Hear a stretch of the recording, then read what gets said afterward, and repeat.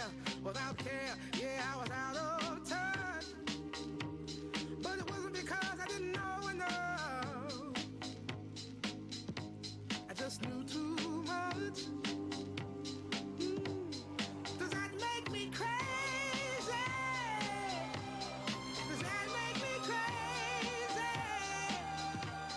Does that make me crazy? Possibly.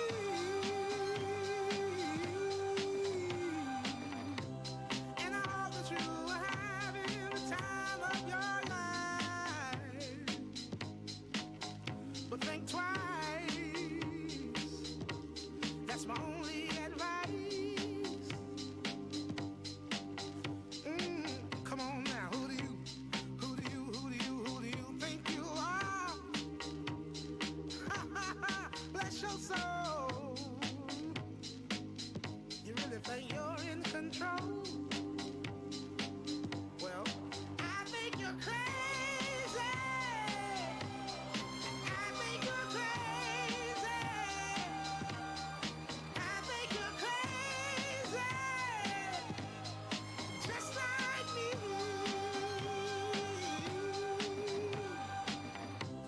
My heroes had the heart to lose the lives I wanna live. And all I remember is thinking I wanna be like them. Ever since I was little, it looked like fun.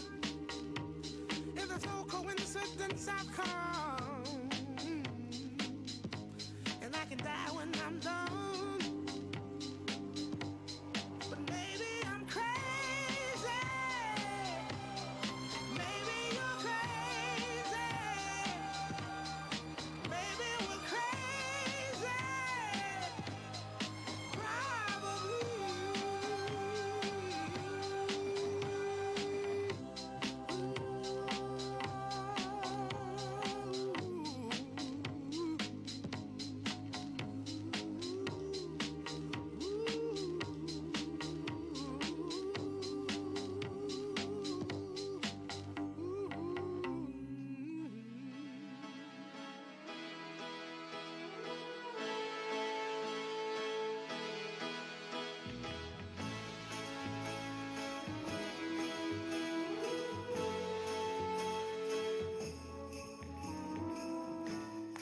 I may not always love you.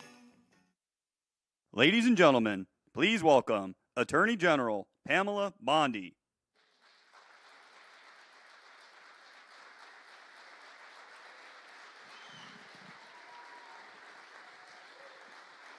Hi, please be seated. Welcome to the Department of Justice. And I love our team. Todd Blanche, Emil Bovey, Kash Patel, soon to be Terry Cole, Gadi Saralta. Thank you all. We are going to fight to keep America safe again. President Trump has prioritized tackling our nation's fentanyl crisis, and he has taken decisive action to fight it. I want to thank our U.S. attorneys who are here today, our state attorneys general from all around the country. I see all my friends out there, my colleagues, who will work to prosecute violent criminals, get the drugs off our streets, get the gangs off our streets, and get the illegal aliens out of our country.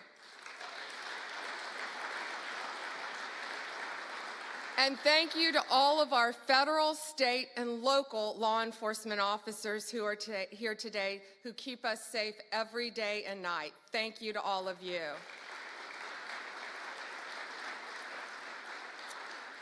Today we have with us one of the most effective drug-seizing teams in the entire country. I said I wish I told them earlier, take them and put them in every major city in the country. Since January, they have saved millions of lives taking drugs and illegal weapons off the streets of Boston. And Todd, they ask us for more U.S. attorneys. I told them we're on it. Could you all please stand? This is Boston's DEA strike team. Thank you all.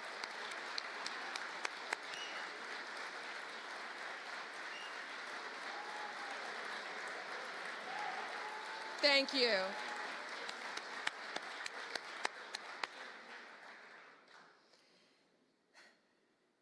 We also have two angel moms here today. Anne lost her son. He was 15. He thought he was taking a Percocet at school, and it was laced with fentanyl. And he was beautiful. And I'm so sorry. But all of these people in this room, thanks to the directive of Donald Trump, are going to keep our streets safe and protect our kids. Thank you for being here.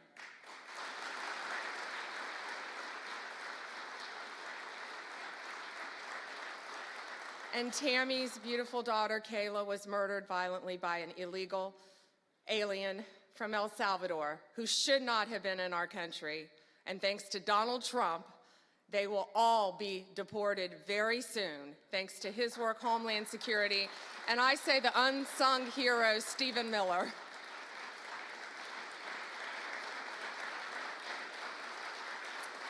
On stage, we have, this is 180 kilograms. It represents, not real, of fentanyl, okay? So this represents 1 kilo of fentanyl.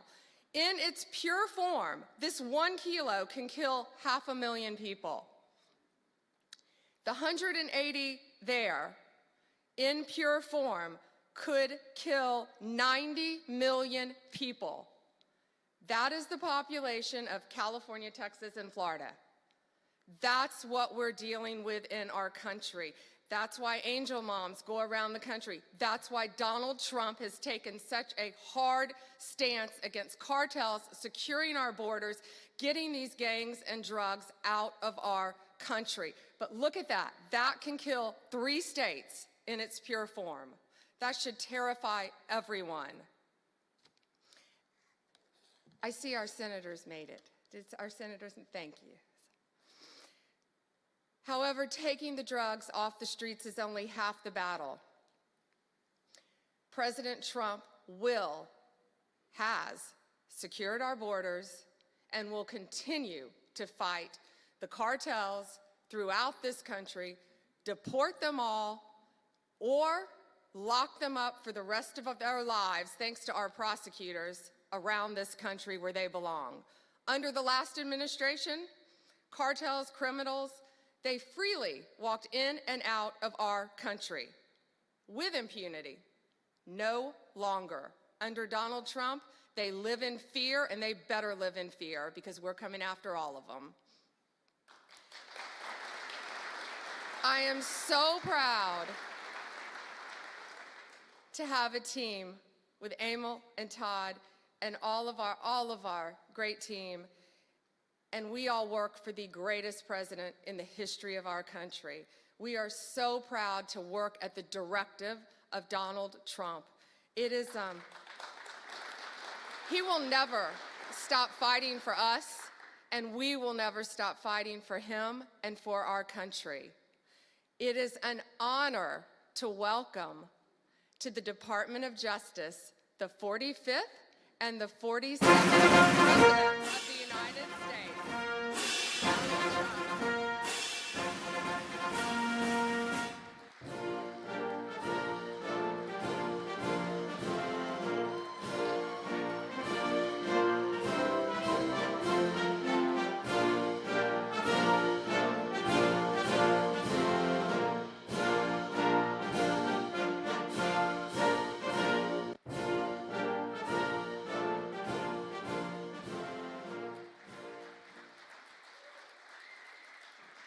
Well, thank you very much.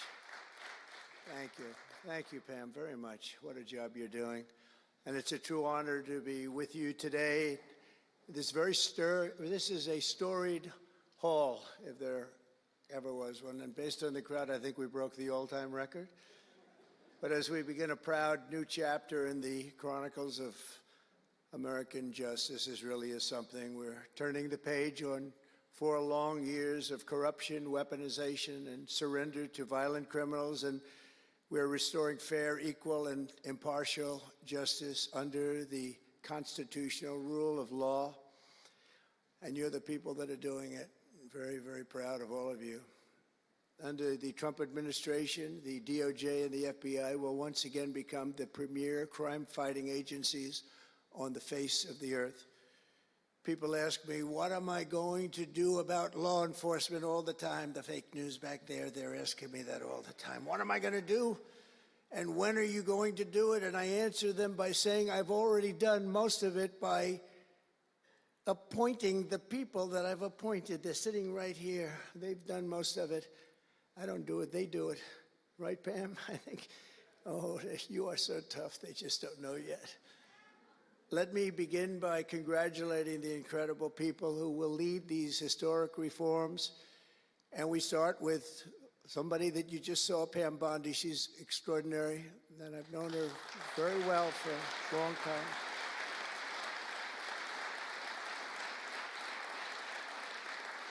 I watched her for a long time in Florida, for years in Florida, and highly experienced. She seems so young, but she's highly experienced, that I can tell you. She was a phenomenal attorney general in Florida, and she's going to do a really amazing job. Also, our new director of the FBI, Kash Patel. Kash, right.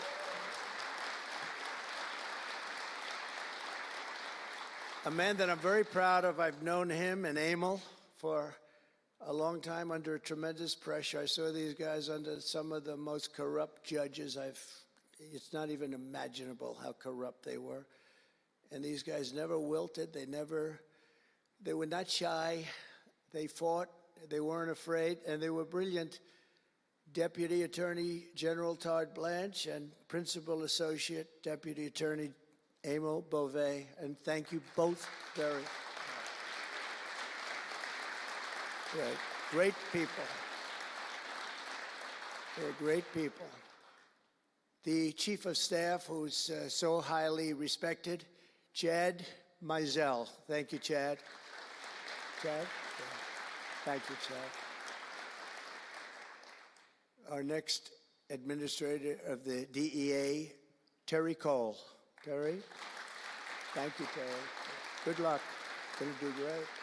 Senior counsel to the Assistant Attorney General for Civil Rights. Boy, I've been watching him on television last couple of weeks. He is really a tough one, and he's a great one. Leo Terrell, you watch how good he's going to be. He's going to be so good. Thank you, Leo. Great guy. Assistant Attorney General of the Antitrust Division, who's got an incredible reputation. She'll do very, very well. Gail Slater. Thank you, Gail. Good luck. Great job.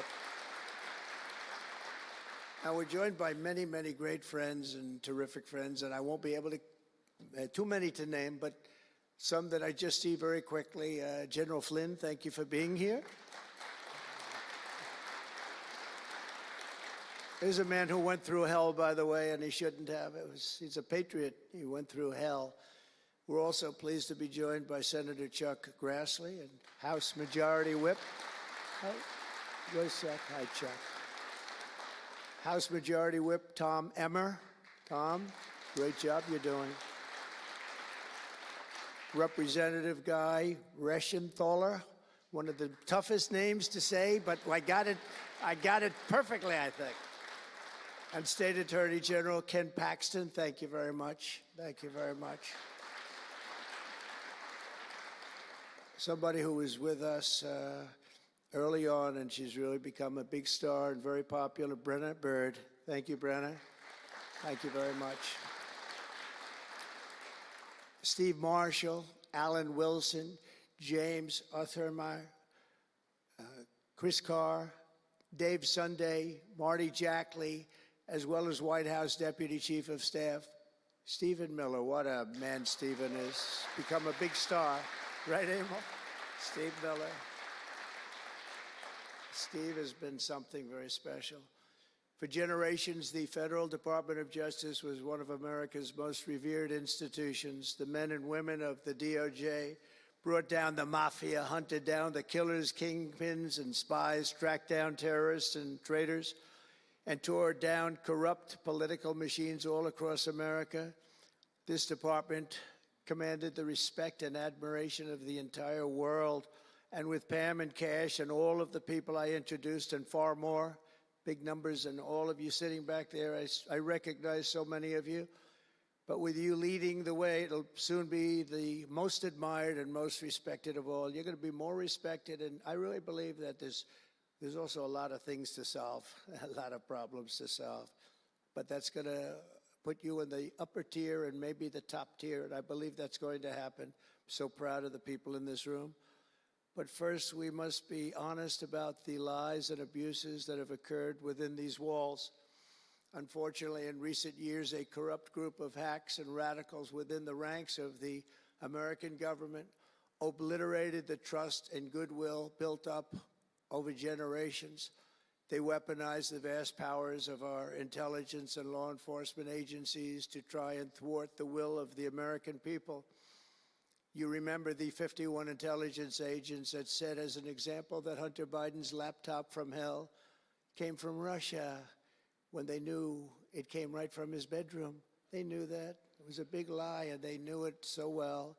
They spied on my campaign, launched one hoax and disinformation operation after another, broke the law on a colossal scale, persecuted my family, staff, and supporters, raided my home, Mar-a-Lago, and did everything within their power to prevent me from becoming the President of the United States. With the help of radicals like Mark Elias, Mark Pomerantz, and these are people that nobody's ever seen anything like it. So many others, but these are people that are bad people, really bad people. They tried to turn America into a corrupt, communist, and third world country. But in the end, the thugs failed and the truth won. Freedom won, justice won, democracy won, and above all, the American people won. There could be no more heinous betrayal of American values than to use the law to terrorize the innocent and reward the wicked. And that's what they were doing at a level that's never been seen before. And it's exactly what you saw with Joe Biden, Merrick Garland, and their cronies to do the building of the last 4 years. What they've ripped down is incalculable. But what you're going to build up is likewise something that will be breaking all sorts of records. They set loose violent criminals while targeting patriotic parents at school board meetings. They dropped charges against Antifa and Hamas supporters while labeling traditional Catholics as domestic terrorists. The Catholics, we did very well with the Catholic vote, so I want to thank them for that. They really did, record numbers. I would say, what's with the Catholics? They're really after the Catholics, so I don't know. They were after a lot of people. Maybe they didn't even know why. They imported illegal alien murderers, drug dealers, and child predators from all over the world to come into our country while putting elderly Christians and pro-life activists on trial for singing hymns and for saying prayers. They went to jail for that. Our predecessors turned this Department of Justice into the Department of Injustice. But I stand before you today to declare that those days are over, and they are never going to come back. They're never coming back.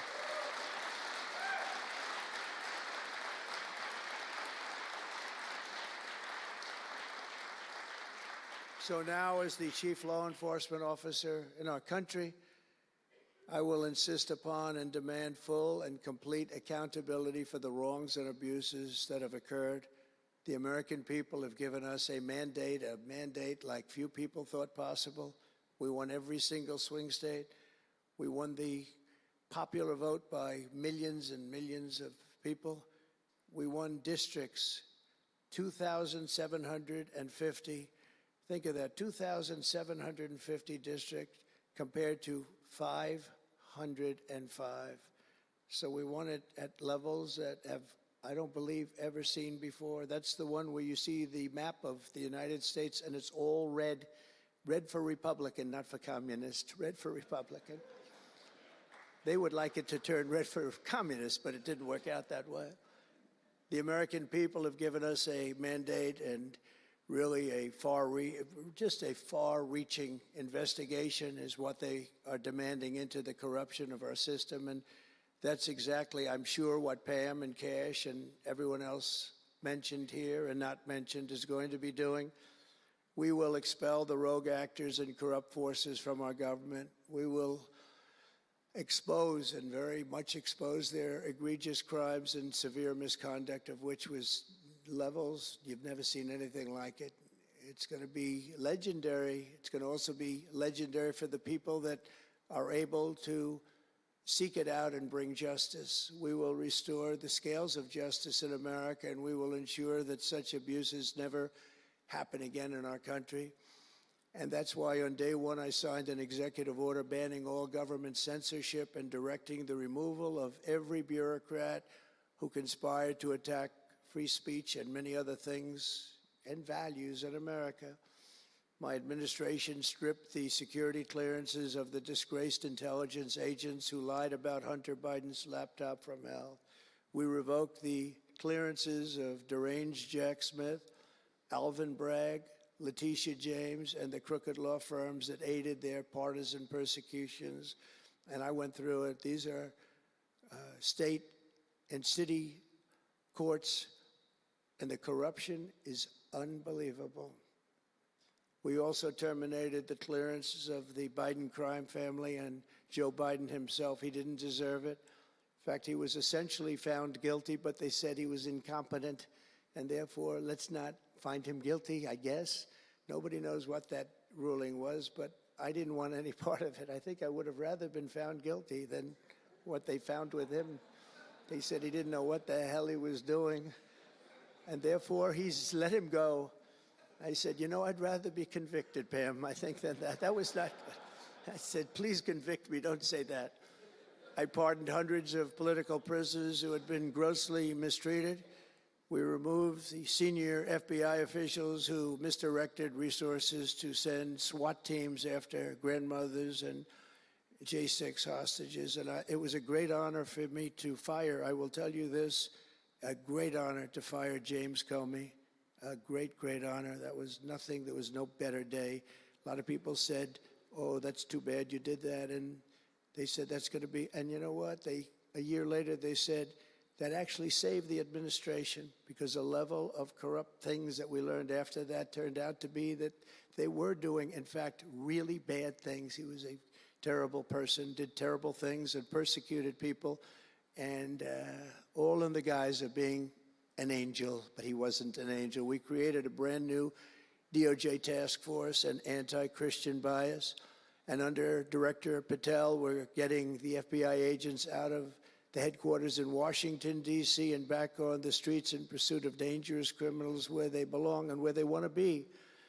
And, you know, you have that big FBI building, and it's a very big building, and they were going to build an FBI headquarters 3 hours away in Maryland, a liberal state, but that has no bearing on what I'm about to say, but we're going to stop it.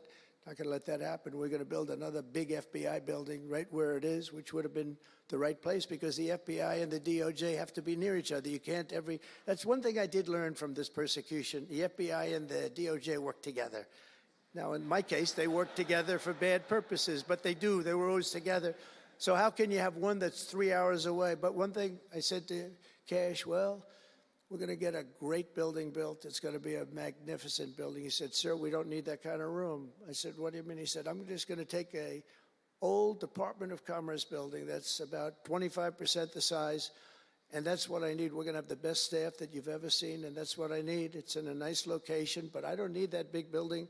Why don't you just sell the site to somebody, and we're going to be very happy. And they want to have far fewer people, but we also want to have them in D.C., and if for no other reason, we like having law enforcement walking the streets of our capital, because when the bad guys are out there and they see there's an FBI agent, that's the ultimate in law enforcement, and they're not going to be acting so bad. We're cleaning up our city. We're cleaning up this great capital, and we're not going to have crime, and we're not going to stand for crime. and we're going to take the graffiti down, and we're already taking the tents down, and we're working with the administration. And if the administration can't do the job, we're going to have to take it back and run it through the federal government. But we hope the administration is going to be able. So far, they've been doing very well. The mayor's been doing a good job. We said there are tents galore right opposite the State Department. They have to come down, and they took them down right away. And so far, so good. But we want to have a capital that can be the talk of the world. When Prime Minister Modi of India, when the President of France, and all of these people, the head of Prime Minister of United Kingdom, they all came to see me over the last week and a half. And when they come in, I had the route run. I didn't want to have them see tents. I didn't want to have them see graffiti. I didn't want to have them see broken barriers and potholes in the roads, and we had it looking beautiful. And we're going to do that for the city, and we're going to have a crime-free capital. When people come here, they're not going to be mugged or shot or raped.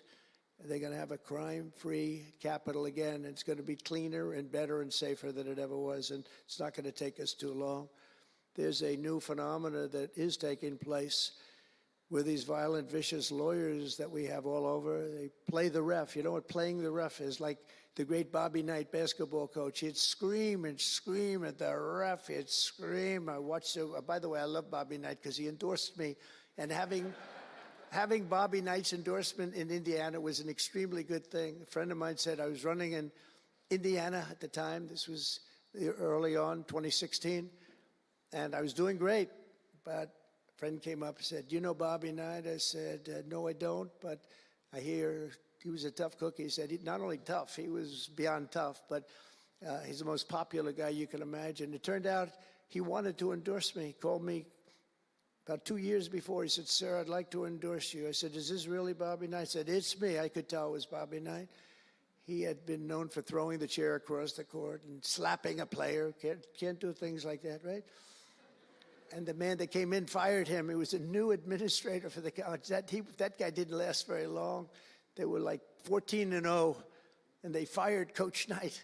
That was not good, but he had a little chip in his shoulder. But he loved Trump, and he came in, and he said, "I'd love to endorse you." He said, "If you ever run, please call me." So he said, "You know Bobby Knight?" I said, "Well, I don't know him," but he called me a couple of years ago. It was an amazing phenomenon. I took his number, and on each side of my desk in New York, I had stacks of paper, like nice and neat, but about 2 feet high each. And I said, I wrote his number down and I put it here 2 years ago. And I said, let me see if I can find it. It was almost like a miracle. I had other miracles that happened too. My ear is still throbbing. That was a miracle. That was a miracle also, wasn't it? That was a miracle also. Thank you. Thank you, Leo. Thank you. Thank you, that was a miracle. Anyway, okay, that's very nice, thank you. But, so he said, Bobby Knight. So I said, I put his name down and I wrote it down. It's in one of these stacks. I lifted up. There would have to be 2,000 to 3,000 pages in each stack. I lifted it up, the first one, had no idea. And there was his name on a little card, Bobby Knight with his number. It was like incredible. I tell that story all the time. And I called him and dialed the number. He said, "I've been waiting for you to call." And he went out and he made a speech for me in a packed arena in Indiana, and it was over. It was over. He was a tough guy. He actually went a little far, if you remember. He made a great speech because he was actually a motivational type guy, to put it mildly. But he left the stage, and then I'm talking, and he walks back onto the stage. I said, uh-oh, this is trouble.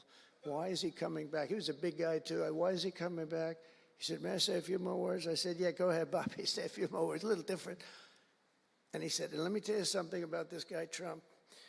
This guy, if he has to, will use the nuclear weapons that we have. He will use he has no fear. He's going to use, and that's the kind of guy." And he walked off the stage. I said, I think I'm in big trouble, Pam." That was not good, but it worked out okay. In the meantime, In the meantime, we won the state in a landslide, and it was great, and it was just an amazing period of time. But this is the most amazing period of time. I think this is more amazing. What's taken place has been more amazing. I think it's more consequential, and if we do the job, you know, one of the big media outlets said what we did was the most consequential election in the last 129 years. Well, if we do the job that we're all capable of doing, I think it's going to prove to be that and then some, and that's what we want to do. We have a real big shot at making this country so great, so great. What happened to our country was so sad. What they've done in 4 years to our country with the borders, with Afghanistan, the most embarrassing period of time, allowing the Russian situation, was never going to happen, with Ukraine. Allowing October 7th to happen would have never happened, because under me, Iran was totally broke. They had no money. They weren't giving any money to Hamas or Hezbollah. It was totally broke. But allowing inflation, look at what inflation's done to people, been so devastating. And now you see that, by the way, price of eggs is down 35% in the last week and a half. We're doing a good job. Brooke is doing a good job. Brooke Rollins and everybody. And inflation's down, interest rates are down, gasoline has come down to a level that we haven't seen in a long time. All things that we wanted to do, because then everything else is going to be coming down. We want it to come down. We want bacon to come down, and groceries, a term I used to use. It's sort of an old-fashioned term, but I used to use it on the campaign trail, those last 90 perfect, beautiful days. We just hit it. And I want to thank Susie. You have done a great job, Susie Wiles. Great job, Susie. A big magazine just named her the most powerful woman in the world, and that's okay with me. She is the most powerful woman. You think about it, John, right? The most powerful woman in the world, but she's great. And we had a great 90 days. It was a perfect 90 days, and it was a great result, but we want to put that result to good use by doing a phenomenal job. And I want to tell you that Todd and Emil know this very well. We had an amazing judge in Florida, and her name is Eileen Cannon, and I didn't know her. I still don't know her. I don't believe I ever spoke to her, even during the trial, but I did appoint her, federal judge, and these fake lawyers, these horrible human beings, were hitting her so hard, public relations-wise. They were playing the ref. I don't think it's legal. I don't think it's legal. They might as well go out and just shout it in a courthouse. They were saying she was slow, she wasn't smart, she was totally biased, she loved Trump. I didn't know her, other than I saw her the couple of days that I was in court, and I thought her decorum was amazing. Anything bad they could say, though, they were saying about her, it was whatever they could say bad about a human being, all made up, because actually she was brilliant. She moved quickly. She was the absolute model of what a judge should be, and she was strong and tough. And how do you get them to stop if you're a judge? How do you get them to stop with the playing the ref? Bobby Knight would play the ref. That's why I brought up the Bobby Knight story. He would play the ref. He'd scream at the ref. He'd scream so hard. Oh, boy, it was terrible, actually. And the people would come up, his assistant coaches would come up to the place. Coach, don't do that. Don't do it. He said he's not going to change his tune, coach. He called it. He's not changing. I don't care. And he's screaming. That's when he threw the chair. He starts going crazy. And he said, no, he's not going to change this time, but he's going to change for the next play. And sure as hell he did. You know, Bobby, by the way, had the last undefeated team in basketball. And relatively speaking, you know, he had a team. He always had a team. He never had that. Well, he had a couple of great players, obviously, some top NBA players, but very few relatively. He had a team, but he won the national championship 3 times. But he had the last undefeated team in basketball. And he would play the ref, and he would scream at him. He knew exactly what he was doing. They're doing the same thing. He said, no, he's not going to change now, but he's going to change for the next one. That's what he wanted to do. He wanted to scare the hell. They wanted to scare the hell out of the judges, and they do it. And how do you stop it? if you're a judge, because you want to go home, you have a family, you have children, and the New York Times will write whatever these people say, and the Washington Post, and the Wall Street Journal, and MSDNC, and the fake news CNN, and ABC, CBS, and NBC, and they'll write whatever they say. And what do you do to get rid of it? You convict Trump. All you have to do is be really tough on him and ultimately convict him, and they leave you alone. It's totally illegal what they do. I just hope you can all watch for it, but it's totally illegal. And it was so unfair what they were doing to her. But they do it all the time with judges. But in her case, she was very courageous, and it only made her angry. Wouldn't you say? It just made her angry. She didn't like it. A lot of them say, oh, please don't say that about me. My family, what's my husband going to say? What's my wife going to say, or my kids? Please don't say that. And it had absolutely no impact on her in the case against me, which was a case, I will not use a bad word. I promised my wife I would never use a bad word, so just a little bad. The case against me was bullshit. And she correctly dismissed it. She correctly,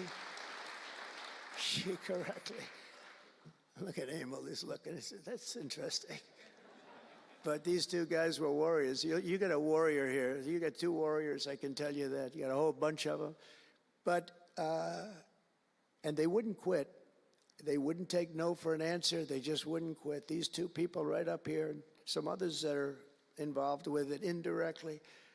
And what the lawyers do is they're doing it to the Supreme Court justices, hoping that they'll be overcome by the horrible things they say about them. They say things about Supreme Court justices and judges that are just horrible. They're playing the ref. Remember the way they treated Justice Thomas and Justice Alito and Justice Kavanaugh, Justice Gorsuch. Chief Justice Roberts gets treated unbelievably badly, and they're hoping that they can sway them to go along because, again, what do? They're humans. You know, like it would be wonderful if everybody was just a perfect computer machine. But they're not. They're humans. And they don't want to be accused of many, many things, including gross incompetence. They don't like it, and they don't want it. There's not much they can do about it. You know, they're in a position they can't really fight back really very well. And so what they do is sometimes they get weak.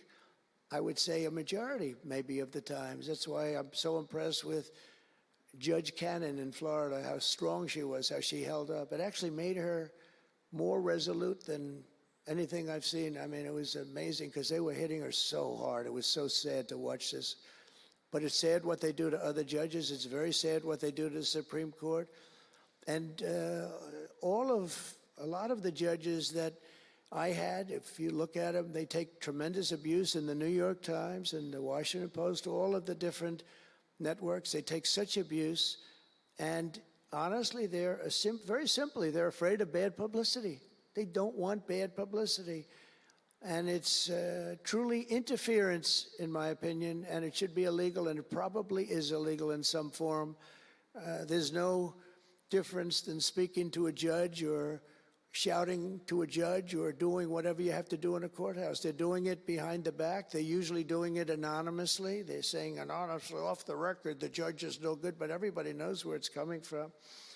And it's totally coordinated. It's a campaign, and it's by the same scum that you have been dealing with for years, like guys like Andrew Weissman, deranged Jack Smith.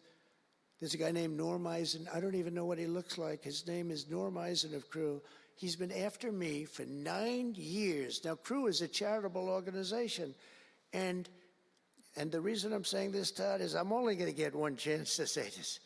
But these are bad people. I don't know who he is. I don't know what he looks like. But everything I read is Norm Eisen of Crew. And Crew is a charitable organization. And that's a political thing. His sole life is to get Donald Trump. And he's been vicious and violent, and he's trying, and he probably had pretty good success over the years. But with me, how did he do? I think I'm president. Am I here because I'm president? But we had to take all of that abuse, even during the trials, we had to take tremendous abuse. Like, you know, these wonderful guys, they're not legitimate people. They're horrible people. They're scum. And you have to know that. And you're going to have these cases where you can't allow yourselves to be deflected. You just can't let it happen. You have such a higher calling. And I believe that CNN and MSDNC, who literally write 97.6% bad about me, are political arms of the Democrat Party. And in my opinion, they're really corrupt and they're illegal. What they do is illegal. It makes no difference how big a victory I had. I can have the biggest victory in history. It makes no difference what kind of a failure the other side has. These people are going to go after me. And I said it during the other night, during the big speech on Tuesday night. I said about Democrats, and I don't like that. I have great respect, by the way, for what Schumer did today. He went out and he said that I'm going to have to vote with the Republicans because it's the right thing to do. I couldn't believe what I heard. But, you know, I think he's going to get some credit for it. I think, let's see what happens tonight with the big vote as it comes. But these networks and these newspapers are really no different than a highly paid political operative. And it has to stop. It has to be illegal. It's influencing judges, and it's really changing law, and it just cannot be legal. I don't believe it's legal. And they do it in total coordination with each other. And everything we do, we're restoring law, restoring order, and restoring public safety in America. That's what we want to do. And we're bringing honor and integrity and accountability back to the highest levels of the FBI, DOJ, and throughout our government. We're bringing our country back faster than anyone ever thought possible. We're working so hard at doing it, and we want fairness in the courts. The courts are a big factor. The elections, which were totally rigged, are a big factor. We have to have honest elections. We have to have borders, and we have to have courts and law that's fair. Well, we're not going to have a country. Crooked Joe Biden got us into a real mess with Russia and everything else he did, frankly, but he didn't know about it, and he, generally speaking, signed it with AutoPen, so how would he know? That AutoPen is a big deal. I don't know, you know, they're having, who's doing this? So when my people come up, Will and all of the people, Steve, they come up and, sir, this is an executive order. They explain it to me, and, you know, 90% of the time I sign it, 99% of the time I say do it. But they come up and I sign it. But you don't use AutoPen. It's, number one, it's disrespectful to the office. Number two, maybe it's not even valid because, you know, who's getting him to sign? He had no idea what the hell he was doing. If he did, all of these bad things wouldn't be happening right now.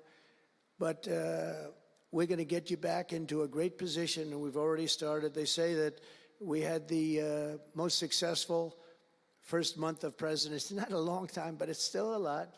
It's like if you're a golfer, sinking a 3-foot putt on the first hole gives you confidence to sink something on the second hole. But if you miss that first putt, you don't like to have the putt on the second hole and the third hole. It could be a very bad experience. It's nice to get that first month, and now we have more than a month. Now we have a month and a half, and it's going really, really well. I can tell you as a little secret, although the cameras are blazing back there, so it's not that much. But I think we're doing well, as you have been hearing about Ukraine. I think we're doing now well with Russia. We're speaking with President Putin. We want to get the war over. Not only have we spent maybe $350 billion to Europe, think of that, $350 billion to $100 billion, and yet we're across the ocean far away, so it shouldn't have been that way, but Biden let that happen too. And we're getting a deal where we're going to get that back, but much more importantly are the lives that we're talking about. On average, 2,000 young people are being killed every single day. Now, they're not from here. They're from nowhere close to here, but they're young people. They're human beings, and they have parents. They have sisters and brothers, the mothers and fathers, the friends and the families and the towns where they grew up. And they're losing, on average, 2,000, even 2,500 a week. And I want to get it stopped. And we've had some very good calls today with Russia. And with Ukraine, they've agreed for a ceasefire if we can get it with Russia. And it's not easy. It's a tough one. But I think we're doing it. And as the Secretary General said yesterday of NATO, a terrific guy, he said without Trump, we wouldn't be talking about it. It would just go on for years and millions of people have been killed, but millions more people would be killed. And he said it was a great honor. Without me, it would just keep going on. We're looking for the ceasefire now with Russia, and we've had some very good talks about it. We've had some very good responses. And I can tell you that there was a case where there would have been no war if I were president, and it's just 100% would not have happened, would never have happened. I used to speak to President Putin a lot about it. I said, don't do it. Don't do it. I won't tell you what the consequence was. I won't tell you what he said. But if he believed even 5% of what I said, then he would say, I'm not going to do it. And I think he did. But we had a good relationship, and we had a professional relationship, and his respect for this country. And I think we've had some very good results. So, you know, I haven't been able to say that to anybody else. I haven't wanted to say it until just before I came here. I got some pretty good news. So, but we have to see what happens. It's still a long way to go. The fighting is unbelievable. Russia has a large group of Ukrainian soldiers, as we speak, surrounded and in grave danger. They've been able to surround them. They're in grave danger. Biden should have never let this war happen. First of all, you don't want to pick on somebody that's a lot larger than you, even with the money. There's a lot of money that we gave them and a lot of equipment. We make the best military equipment in the world, but even with all of that, it's unbelievable. Right now, you have a lot of Ukrainian soldiers that are encircled and in grave danger, and I've asked them not to kill those soldiers, please, not to kill those soldiers. We don't want them killed. It's such a shame to see what's happened. A thing like that would have never happened. Inflation would have never happened. October 7th would have never happened. Israel, Iran had no money. They were totally broke. Think of it. They had no money to give to anybody. They were totally broke. And within a short period of time, as soon as Biden came in, he took out all the sanctions. In China and everybody else that wasn't buying oil from Iran was buying it at levels that they never spent before. And it was a sad thing. And if you look at Afghanistan, that was probably what got Putin started, because when he looked at how horribly we looked, I think the most embarrassing day, not that we got out because we were getting out. I would have been out faster than them. I was the one that got it down to the right level. But we would have kept Bagram, the big Air Force base. We would have kept it. Right now, China occupies Bagram. And the reason we would have kept it is because they were 1 hour away from where China has and builds its nuclear missiles and weapons. And they gave that up. At the dark of night, they left the lights on, and they left the dogs behind, by the way. A lot of people say, what about all the dogs? They had a lot of dogs, and they left the dogs behind. And what a shame, what a shame. The way we got out, I think it was the most humiliating time in the history of our country. The way it happened, not that we were getting out, because we wanted to get out, but we would have gotten out with dignity and strength. And what a difference a rigged and crooked election had on our country when you think about it. And the people who did this to us should go to jail. They should go to jail. So I just want to say God bless America, because we have to say God bless. We're lucky we're still here, frankly. And this whole thing could lead, I think we have it. I think we have it. But this could lead to World War III very easily. Could very easily lead to World War III, but I think we're in pretty good shape, a lot better than we were before we got involved, that I can tell you. That was heading into World War III territory, and that would have been a war like no other because of nuclear weapons and other types of weapons that people you don't even want to know about. But as many of you do know, well, we're focused on persecuting, and these people were really focused on persecuting Republicans. The last administration presided over the worst increase in violent crime in our country in many, many decades. We had levels of violence and crime, and a lot of it had to do with the illegal immigrants that came in. Remember when I used to complain about it? Because I knew how tough they were, how mean they were. And they said, no, no, people that come into our country are all wonderful people. No, they're not wonderful. These are stone cold killers. These are killers like, they make our killers look nice by comparison. They make our killers look nice. These are rough, tough people with the tattoos all over their face. Historically speaking, I don't want to discriminate against anybody, but historically speaking, they're not going to be the head of any major bank that we know of. These are rough people. These are rough, rough killer people, and they allowed them in by the millions. In major cities like New York, Chicago, and Washington, mothers can't walk their children to the park without fear of being shot or killed or raped or anything. Women can't ride the subway without worrying that a hoodlum will shove them onto the train tracks. In New York, it's happened twice in the last couple of weeks. They're standing there, perfect Wall Street gentleman in one case, and another person who was a worker, good worker, electrician, gets pushed into a train going 45 miles an hour just prior to the train, not stopping, going to go through that. So I know the stations very well. I used to take the subway. I used to feel safe. When I was young, I'd go to my parents would drop me off at the subway. I'd take the subway to my school. Can you believe it?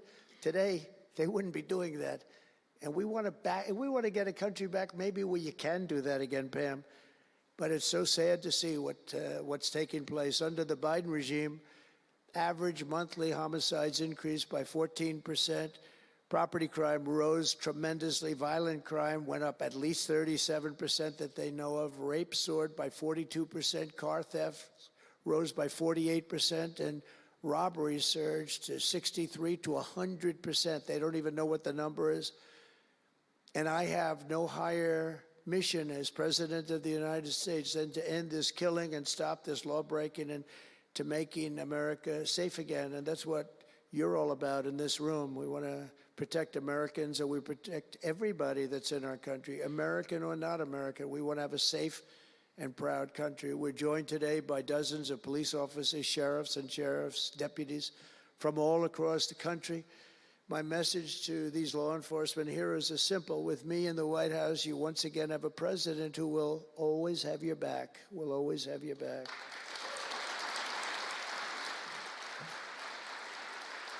Thank you, folks.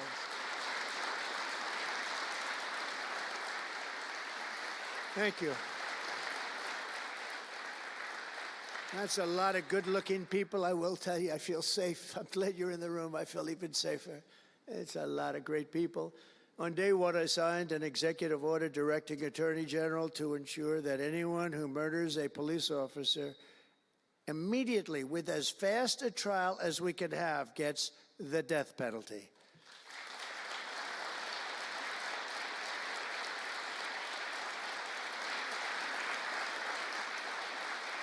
And last month, I fired all the radical left pro-crime U.S. attorneys appointed by Joe Biden. There were so many that were bad, and I know there were some that were probably very good, but there were so many that were so bad and so evil, so corrupt.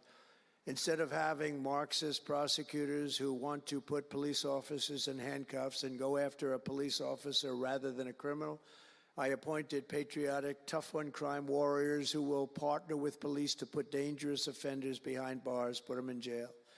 We're fully reviving 1033 program to provide state and local law enforcement with surplus military equipment, that we have so much of it. I did it in my last administration, and I remember Obama wouldn't do it. He wouldn't do it before me, would not do it, because he thought it made them look too strong, too military. I said, no, that's what I want them to look like. I want them to look strong.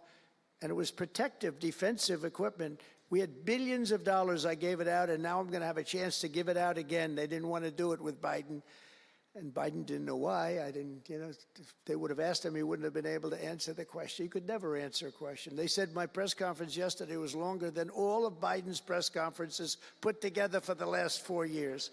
And I don't know if that's true, but it was close. And perhaps most importantly, we're securing our border and repelling the invasion of America. We have, you see the numbers have come down. So, and Tom Homan and Christy have been incredible. Christy Noem, secretary, she's done great. And Tom Homan is, I don't know if Tom Homan's here. but wherever he may be, I think he's chasing people out of our country. If he was here, I'd almost be disappointed. What are you doing, Tom? But he's a fantastic guy, and he's a brave guy.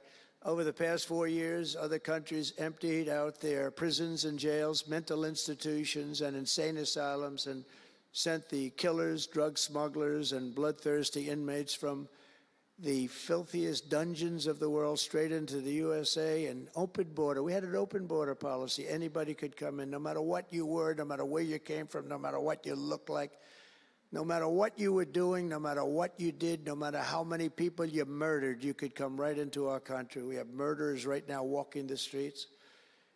We're joined today by Tammy Nobles, whose 20-year-old daughter, Kayla, was attacked in her home 3 years ago, horrifically assaulted and strangled to death by an illegal alien MS-13 monster set loose into our country under the open border Biden regime. Kayla was one of countless American victims ripped away from their families by the open border policies of that administration. And we're also joined by Kayla's stepfather, Jeremiah, and several other courageous angel families here today. And I'd love you to all just stand up and take a bow, because you are incredible people. Please. Thank you.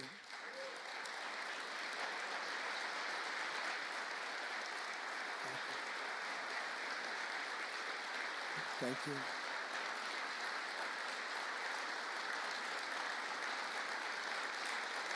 Thank you very much. Thank you.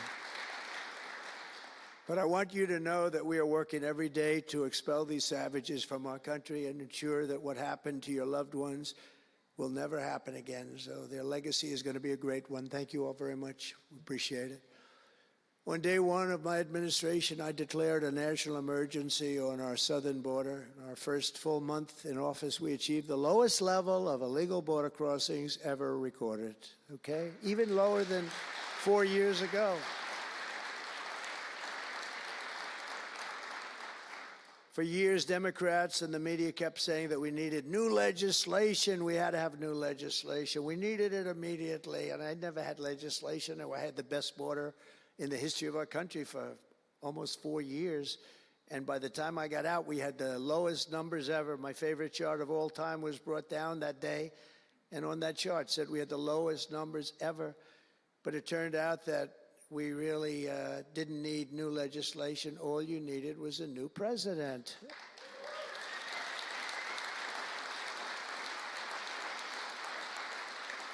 And I said that the other night. That's all you needed was a new president saying, close the borders, because the Border Patrol is unbelievable, ICE is unbelievable, and all of our law enforcement is just incredible. All of you guys are amazing, and the people of our country respect you and they love you, and a lot of times you don't hear that because you have to listen to the fake news back there, but they have great respect for you, so I just want you to know that. And you know, that includes our fire departments too. They don't get spoken about enough. You know, they go into some of the areas I read where they're shooting them off ladders. Can you believe it? They go up to put out a fire, Leo, and they go and they shoot them off a ladder. It's just unbelievable. These firemen and women are incredible. So I want to put them in the same category because they're just incredible. I also like that the fact they voted for me like at 94%. So I have to mention them. I have no choice, right? But the truth is they're phenomenal people. The law enforcement, fire, everybody, they're phenomenal. Basically first responders, because that's what they are. They're first responders. And we're ending the migrant occupation of America. And what we're doing now is we're liberating our cities and our suburbs and our towns. And you see a big difference. I'm getting calls all the time from even leaders of other countries saying, sir, the whole world feels liberated now. It feels like there's a light over America, but there's a light over the whole world. I hear that so much. It's so nice to hear, too. And I feel it. I mean, I feel it. I look at it. I see the polls. I don't know if the polls are right, but they're certainly very good. I'll take them right now. It's amazing what's taken place in such a short period of time, really 6 weeks, but it's longer than that. It's really November 5th. I think that hopefully will go down, if you do your job great, it'll go down as the most important day, one of them at least in the history of our country. You know, July 4th was 1776, it was pretty important too. But let's see if we can top it. Can we top it? I don't know. That's a tough one, but we're going to try. But it will be one of the most important days in the history of our country. So I think, and I think everybody in this room wants that to happen. Last month, we officially designated MS-13 and Tren de Aragua. That's the Venezuelan gang, the toughest gang, they say, in the world, and the Mexican drug cartels as foreign terrorist organizations. That's a big deal. Nobody wanted to do that in the past.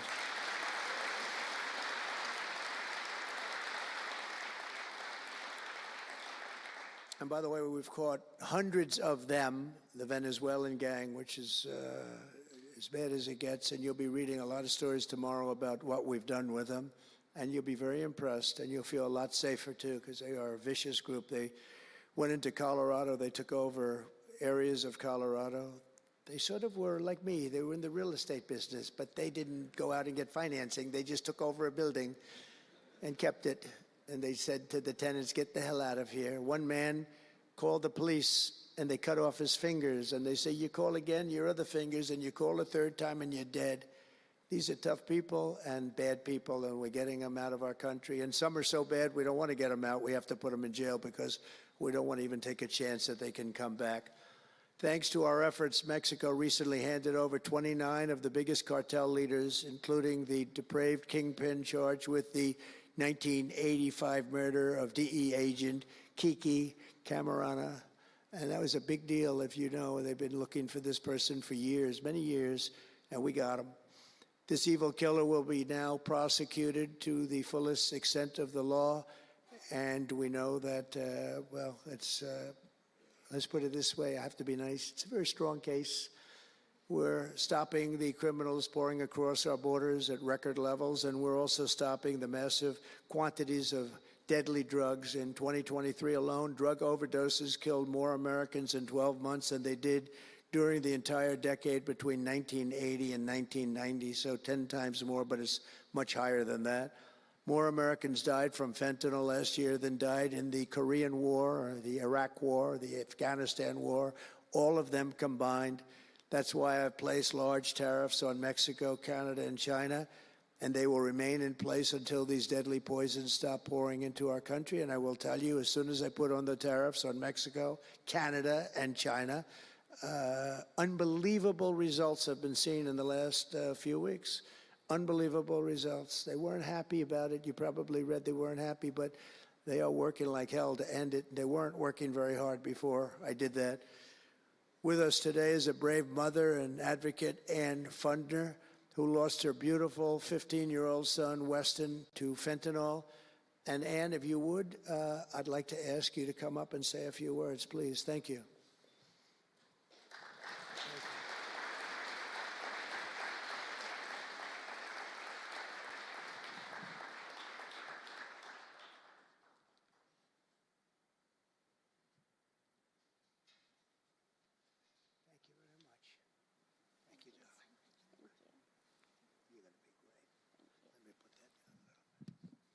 Thank you. Well, first I want to say thank you. I think this is the biggest honor of my entire life, being on stage with President Trump. But I want to tell you a little bit about my son, Weston, who absolutely loved President Trump. He had a beautiful Trump 2020 flag hanging in his bedroom, and he had it on the beach one day, and we took a picture, and it became our 2020 Christmas card with the most perfect slogan for President Trump, peace on earth. But what happened in the next 4 years would be devastational to our country and our safety of our children. And in 2022, Weston lost his life, a freshman in high school at the age of 15, from a single pill that took his life. The cartels were allowed to operate on American soil and took hundreds of thousands of American lives. And so we knew there was only one person that could save us from the devastation on our American soil, and that was President Trump. And so in 2024, we did the best thing that we could do to keep America safe again, and we elected President Donald J. Trump. Thank you. Thank you. Thank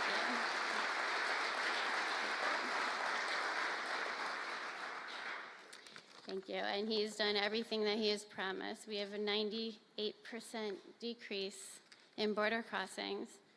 And he has labeled the terrorist cartels terrorist organizations. And he has instilled tariffs because there is no price on human life. And so I feel like I can speak for the entire fentanyl fighting community when I say thank you to President Trump, and thank you to Pam Bondi and everyone out here who is fighting this fight. God bless you. God bless you, President Trump. And God bless America. Thank you. He's up watching you. He's up there watching you. And he's so proud of Mom.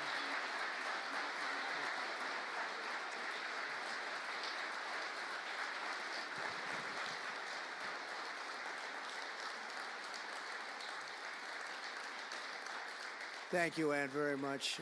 Weston is, I just said to Ann, Weston is up in heaven watching his mom, and he's so proud of you. He's so proud of you. Thank you.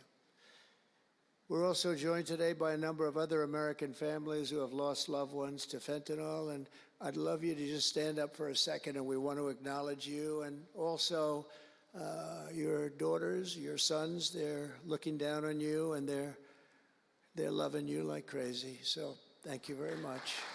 Thank you.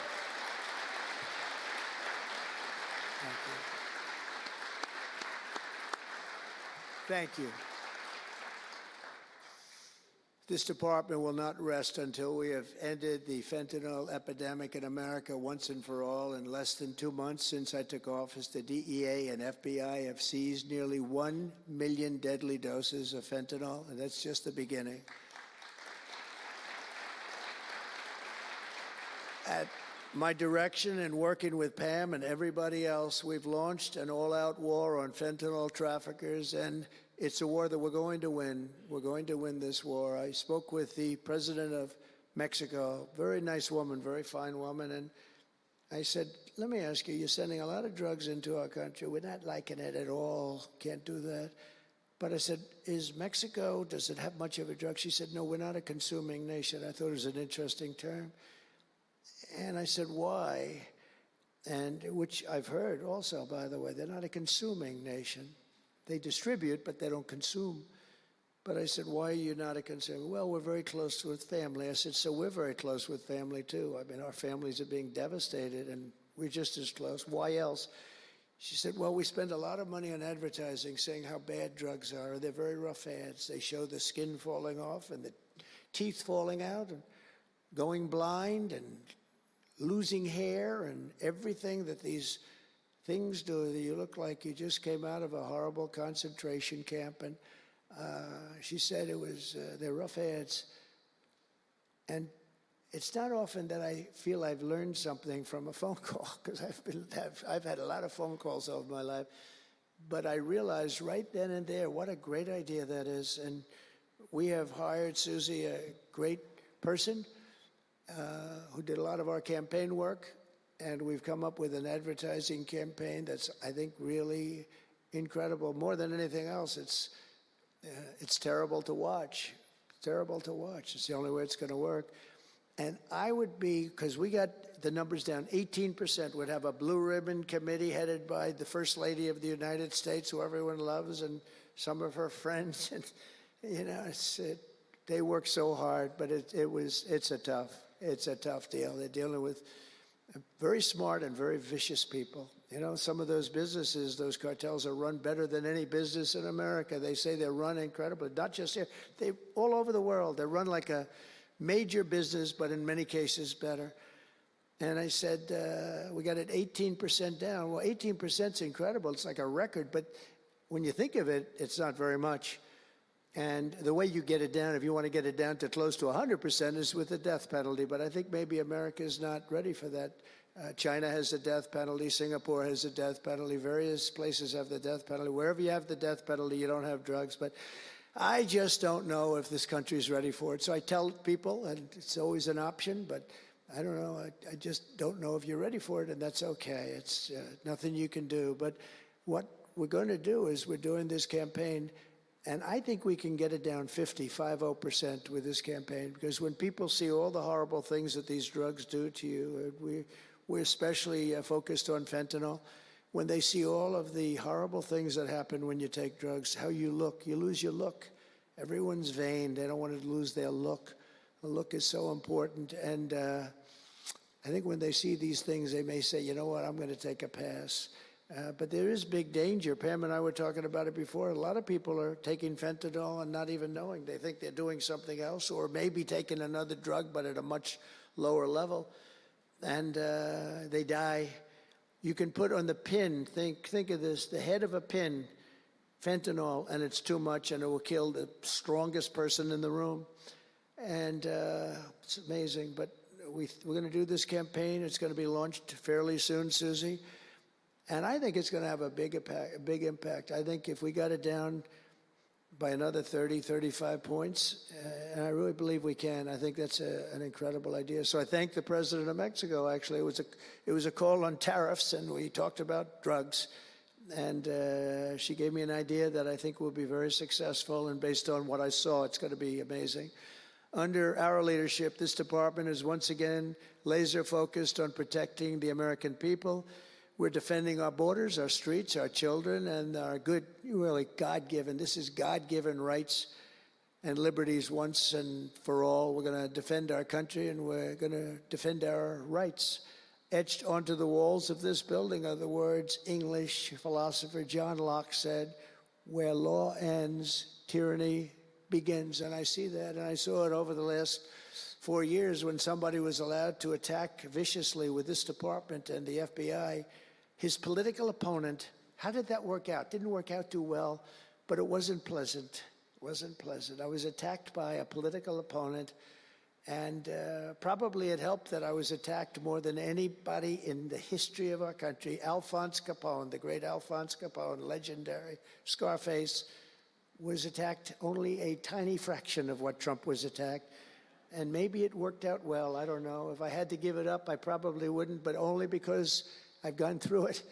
But I wonder what the difference would be. Maybe they helped get me elected by those margins, the big mandate that we received. But you can't go after your political opponent. Nobody's ever seen anything like it, actually. And hopefully they won't see anything like it. But now, with the return of law and order, the entire world is witnessing the triumph of American justice and American freedom. That's why we're here today, gathered with people that have love for our country.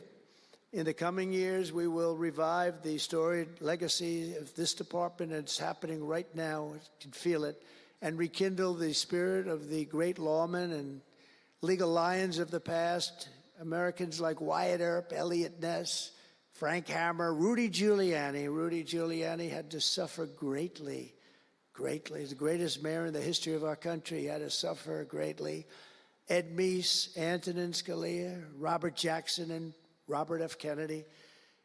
We will rebuild pride in our institutions. We will restore the prestige of this great department, and we will bring back faith in our justice system for the citizens of every race, religion, color, and creed. And I want to just tell you that this has been a great honor. I was asked to do it, and I said, is it appropriate that I do it? And then I realized it's not only appropriate, I think it's really important. And I may never do it again. I may never have another chance to do it again, because this is something that I'm leaving to the greatest people I know, the best people, the smartest people, the toughest people I know. And they're going to do an incredible job. And it's an honor for me to have won this election so that I can appoint these people to do their job, and they're going to do it like you have never seen. So I just want to wish all of you good luck. It's going to be an interesting journey. Not going to be easy, but you're going to win. You're going to win, win, win, and fight, fight, fight. And it's going to end up being a tremendous result for this country. So thank you all very much. God bless America. God bless you all. Thank you.